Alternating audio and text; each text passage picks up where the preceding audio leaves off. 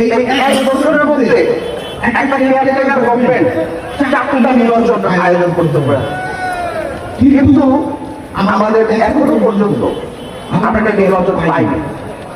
কিন্তু আগামী ফেব্রুয়ারিতে নির্বাচনের কথা বলা হয়েছে। আমি আশা করি সরকার তাদের কথা রাখবে এবং এই দেশের যে উপনিবেশ জনতা বিগত 18 বছর ভোট দিতে পারে নাই, কোটি কোটি তরুণ ভোটার যারা জীবনে একটিবার ভোট দিতে পারে নাই, তারা ভোট দিতে পারবে এবং এই জিনিসটা বাংলাদেশের প্রমাণ হয়ে গেছে। আমাদের সব সামনে দেখা দেশ একমাত্র বাহিনী আছে, তার আরেকটি বাংলাদেশ।